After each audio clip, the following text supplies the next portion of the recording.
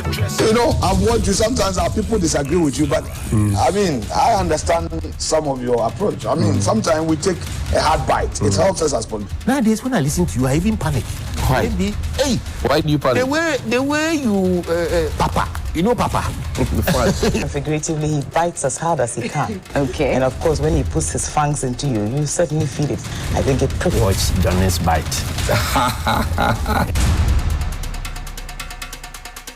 Johnnie's Bite. Johnnie's Bite on Sunrise. Johnnie's Bite. Johnnie's Bite. You know, I've watched you. Sometimes our people disagree with you, but I mean, I understand some of your approach. I mean, sometimes we take a hard bite. It helps us as politicians. Nowadays, when I listen to you, I even panic. Why? Maybe, hey, Why do you panic? the way you, Papa, you know, Papa.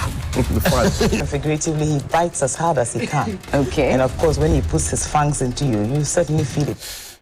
Bismillahir Rahman Rahim. Alhamdulillah Rabbil Alameen. Hasbunallah wa ni'mal wakil. The Lord is my light and my salvation. Whom shall I fear? And yea, though I walk through the valley of the shadow of death, I will fear no evil, for you art with me. Thy rod and thy staff, they comfort me. Thou prepares a table before me in the presence of my enemies. You anoint my head with oil. My cup runneth over. And surely goodness and mercy shall follow me all the days of my life. And I will dwell in the house of the Lord forever and ever. Amen. Assalamu alaikum. It's Monday, the 9th of October. Welcome to Johnnie's Bite. We will talk about Kolebu at 100 and how your leadership in this country over time always find it prudent enough to just carry their bags and leave the country each time they have a serious medical condition. And I can tell you on authority that the state spends on some of your big men in this country to travel outside the country. We'll talk about that, not today. Today we'll talk about press freedom and the nonsense that happened over the weekend. And I've seen, sadly, presidential staffers who are paid with your tax money. So your mother or your auntie or your sister goes to work at Makola Market, Kejetia Market, the KMA or AMA or Kokma, Lekma, which one it is, come to take 2 CDs from them while they sit on the hot sun. That money is put together and given to these blessed children of God who President Akufo-Addo and his party thought them worthy of employing at the Jubilee House. They are endorsing the violence that was foisted and hoisted on UTV, the media, the press. They are endorsing it. And they are still at post. It speaks volumes. See, words can come and say, we are sorry, we condemn it in no uncertain terms, but really, while they still remain at post, it tells you that the government has endorsed it. Why am I saying that? Go to the Flagstaff House. ASP Nankan Bruce. ASP Nankan Bruce, a 7 senior policeman. He was chased off and beaten like a thief at the Jubilee House. Play the video for me. Let's play ASP Nankan's video. Today I came to play videos. Play the video for me. The CCTV footage from the Jubilee House. Play the video for me.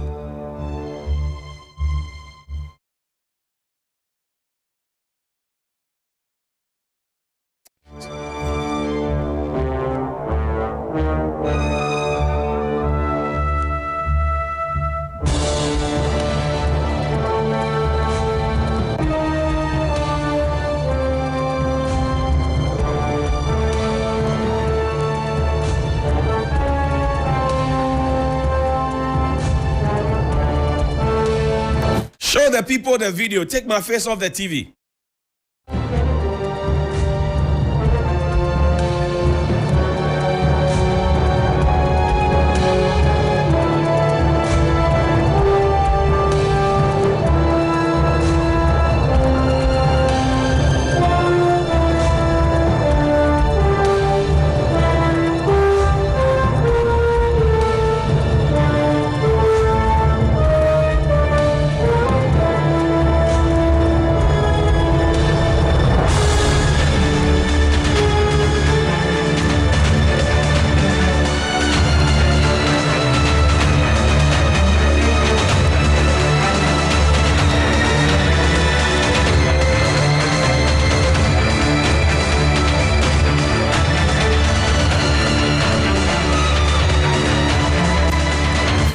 have too much time, but this is what happened to ASP Nanka Bruce at the Jubilee House.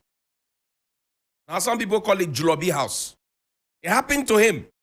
Did the government ever issue a statement on it? No. Jubilee House. An ASP, 2-star on his shoulder. 2-star. Jubilee House. It didn't stop there. Take me to the court. They went to an open court with a pregnant judge in open court. And they freed their own set of hoodlums and hooligans. Play for me, open court.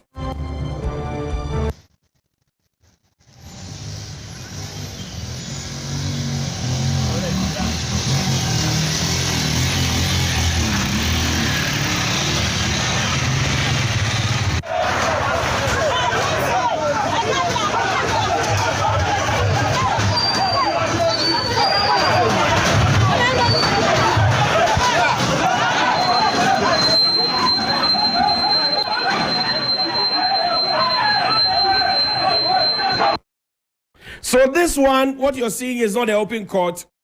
This happened to the late Dr. Anthony Osei Kuto, former deputy finance minister. He was also chased like a thief and beaten by these same hoodlums. What did the government say about it? What exactly did the government say about it? He was chased and beaten like a thief.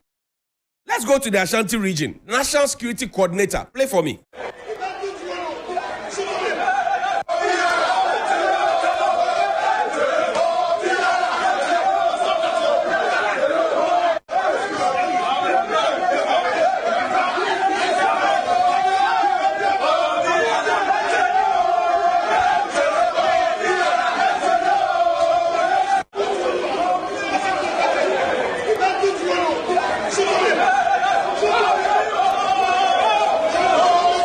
And this was the second time that they were chasing a national security coordinator for the Ashanti region, representing the president, because the president, Nana Addo Dankwa Akufo-Addo, is the coordinator. He is the boss, the chairman of our National Security Council. They chased him also like a thief, a former COP of police, a lawyer for that matter. That was the second time they were chasing. And there were traces of Galamsey in there and conversation about Galamsey. What happened? Around that same time, about 11 people were arrested at Galamsey sites. They said they were national security people with guns and all of that. You remember that? What has happened? Around that same time, 436 sidearms, pistols, were intercepted at the harbor. What happened to that? Take me to the court.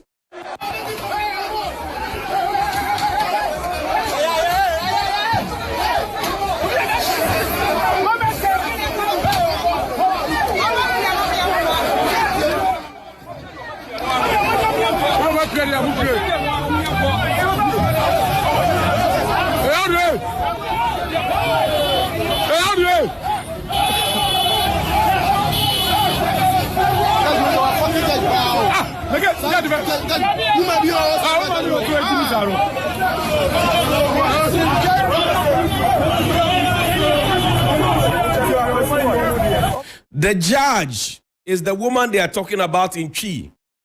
They called the judge a fool. They called the judge a fool. As one of their own kingpins went to an open court and called the judge there stupid. Nothing happened. I can go on and on and on. There was a policeman who was assaulted. Show me that screenshot. A policeman who was assaulted somewhere in Ejumaku. Say, a police was assaulted by the DCE and thugs. He told his story. What happened?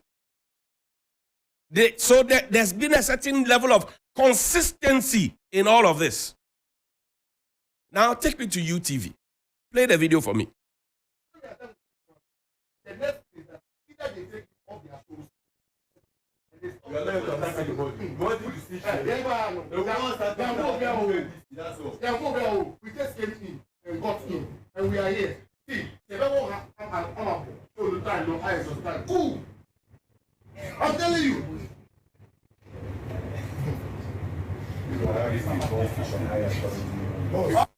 We are here today. Now we have seen that the showbiz has turned into a politics. Yes, a political show. So we are from MPP. We are from MPP. We are here today. Yes, we are police station youth organizers in our midst, police station youth organizers, and police station executives. We are here today. We are waiting for here today. We are here today. A plus is an ND cinema. We are also MPP member. So we are here. You know that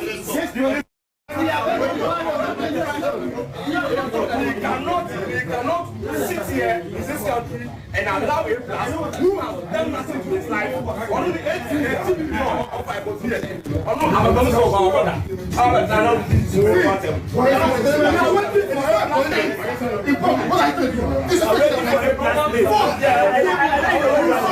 So this was what happened at UTV. Hoodlums. Police says they have arrested them. They issued a statement and all of that. Ministry of Information says we have issued a statement. MPP says we disassociate ourselves. But you heard them. They said we are MPP people. A similar thing happened at Dagbon TV. A similar thing happened at Radio Adan. And you ask yourself the question, what really is going on? Why would people feel emboldened to associate themselves with a political party that says we are capitalists, we belong to the elitist society? Because when you mention an MPP, that's it, we have the men. The men will be lawyers and engineers and doctors. And so how would you find riffraffs like this associating with the party and fomenting trouble? It means there's something somewhere. Is this the MPP? I'm not too old. But since I started covering elections in this country in 2004, since 2004, I have not seen an MPP like this before. How did it become so attractive to be violent? A violent MPP, how did it become so attractive? How did it become so attractive? How did it become so attractive? And when you talk about these things, they tell you, the criminal libel law was repealed by President Kufuor when Nana Addo Dankwa Akufo-Addo was Attorney General. Fact. What was the criminal libel law? What was the criminal libel law? And since it was repealed, and you know that the tricky thing is that when it comes to the repeal of the criminal libel law, even though President Kufuor was the president at the time, he's not giving credit. The credit is given to President Akufo-Addo. But in this government, even if Fisheries Ministry does something, credit goes to the president. That's the hypocrisy. But criminal libel law was repealed. We were all happy, 2001. And then fast forward to 2001, the president's wife, the first lady, somebody said something about him that they didn't like, that they thought was untrue. They had the access of the court to take a defamatory case against that person. They didn't. They used the national security to go and pick up that radio presenter in the dead of the night. The president has not said anything about it, but he is credited for repealing the criminal libel law. So you repeal the law from the face of the documents, but really, in practice, what are you practicing?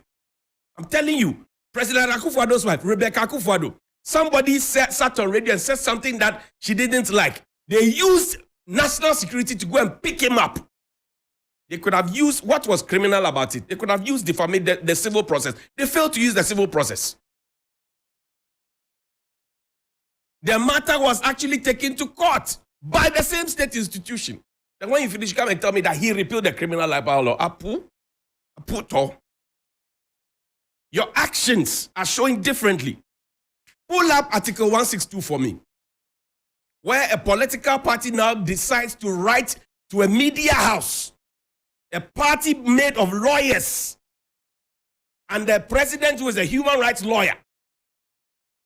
Reku Brobe went to court with Radio I because they said they would not allow him to set up Radio I.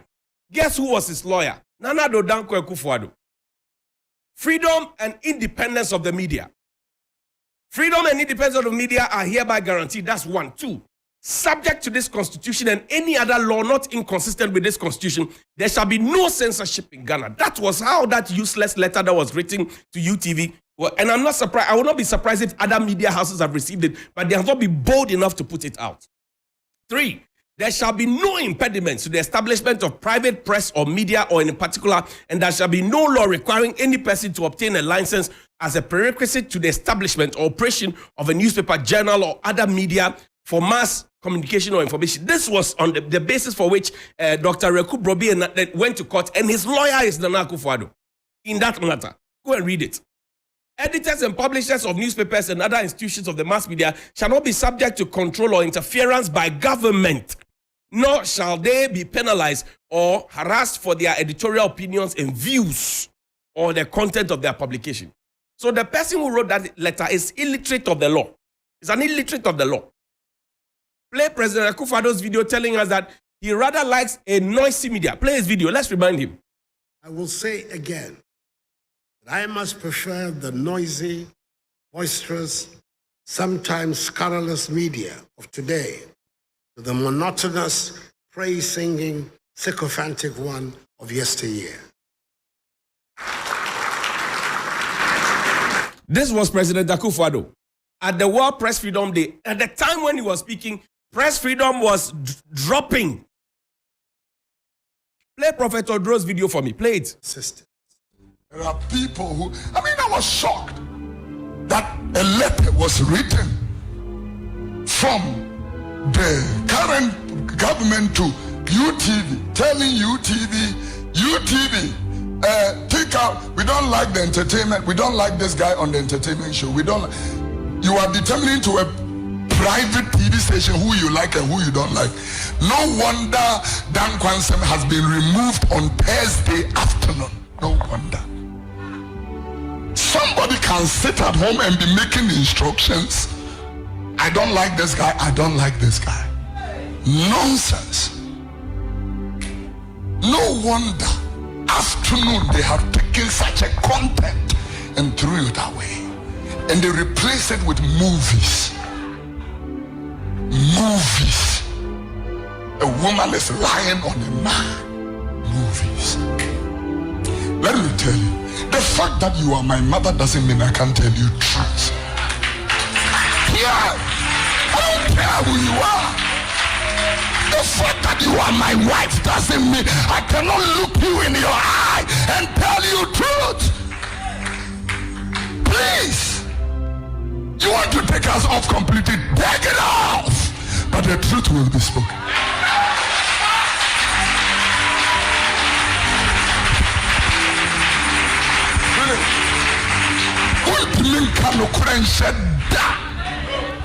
Mark Twain said it. He said, the truth is incontrovertible. Knowledge may attack it. Ignorance may deride it, but in the end, the truth will remain the truth. Pull up the Information Ministry's shabby press release for me, just like that of the Health Ministry on the antiretroviral matter. They released the thing at 12 something a.m. as if they were thieves breaking into a house through the back door. Read this.